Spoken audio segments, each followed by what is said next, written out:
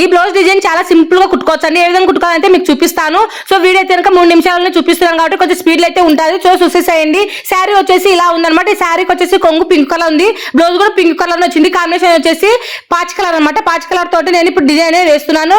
Neck వచ్చేసి round neck పెట్టేసుకొని cut చేసుకున్నాను అండి. ఇక్కడ మనకు డిజైన్ కోసం వచ్చేసి క్లాత్ ఆపోజిట్ క్లాత్ అనేది తీసుకొని నెక్ చుట్టూరు ఒక 2 ఇంచులు వెడల్పు ఉండేలాగా చూసేసుకోవాలి. అంటే వేలతోటి 2 వెడల్పు ఉండేలాగా చూసేసుకొని ఈ విధంగా రౌండ్ అయితే కటింగ్ అయితే చేస్తున్నాను.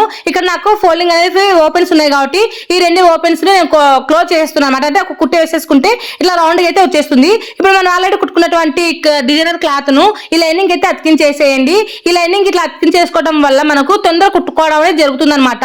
సో ఇప్పుడు వచ్చేసి ఒరిజినల్ బ్లౌజ్ పీస్ కి ఒరిజినల్ సైడ్ ఈ లైనింగ్ అనేది ఇట్లా పెట్టేసుకోవాలి. అంటే మనం కుట్టుకున్నటువంటి డిజైనర్ క్లాత్ అడుక్కు వెళ్ళేలాగా చూసేసుకొని జారకుండా పిన్నులతోటి సేఫ్టీగా ఇట్లా పెట్టేసుకొని కుట్టు అయితే వేసుకుంటూ వచ్చేసాను. తర్వాత తిరిగి చేసిన తర్వాత మనకి ఇలా వస్తే వస్తుంది. తర్వాత వచ్చేసి లైనింగ్ అంతా ఒరిజినల్ పీస్ అయితే జాయింటింగ్ అయితే చేసుకొని ఎక్స్ట్రా క్లాత్ మొత్తం అయితే కటింగ్ అయితే చేసుకోవాలి. ఇప్పుడు వచ్చేసి మనం కుట్టుకున్న పీసును అంటే ఈ డిజైనర్ పీసును ఒక సైడ్ ఫోల్డింగ్ చేసుకొని కుట్టనే వేసేసుకోవాలి. ఈ ఫోల్డింగ్ చేసుకొని కుట్టు వేసుకోవడం వల్ల మనం ఇప్పుడు మొగ్గలన్నీ పెట్టుకుంటాము. ఈ మొగ్గలు అనేవి వీటి కిందికి క్లాత్ కిందికి పోయేలాగా చూసుకొని మొగ్గలు అనేవి కుట్టుకుంటూ రావాలి. చూస్తున్నారు కదా, ఇట్లా మొగ్గలు అనేవి ఒక 2.5 వెడల్పు ఉండేలాగా చూసేసుకొని చిన్న చిన్న మొగ్గలు అనేవి ఇట్లా పెట్టుకుంటూ వస్తున్నాను. మనం కుట్టుకున్నటువంటి ఈ మొగ్గల్ని ఈ క్లాత్ కిందికి ఇలా దుడుచుకుంటూ వచ్చేస్తూ ఇలా డిజైన్ అనేది ఇలా వస్తుంది అనమాట. ఇలా డిజైన్ కుట్టుకున్న దానికి ఇట్లా లేస్ అయితే వేస్తున్నాను. కొంతమందికి లేస్ అయితే ఇష్టం ఉండదండి. లేస్ ఇష్టం లేని వాళ్ళు అవాయిడ్ చేసేసేయండి. నేను ఇక్కడ వచ్చేసి లేస్ అయితే వేస్తున్నాను. సో ఇక్కడ వచ్చేసి ఇంకా ఫ్లవర్ వేద్దామనేసి ఇక్కడ మార్కింగ్ అయితే చేసుకుంటున్నాను అనమాట.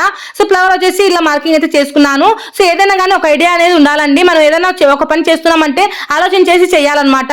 సో చూస్తున్నారు కదా, ఇట్లా నేను ఈ షేప్ లో మొగ్గలు అనేది కుద్దామనేసి అయితే ఫిక్స్ అయ్యాను. సో అందుకోసం వచ్చేసి ఇలా మొగ్గలు అయితే ఇలా కటింగ్ అనేది చేసుకున్నాను. ఇప్పుడు వచ్చేసి పాచ్ కలర్ క్లాత్ అనేది తీసుకొని ఈ క్యాన్వాస్ అనేది అతికించేసాను. క్యాన్వాస్ అనేది కంపల్సరీగా ఉండాలండి.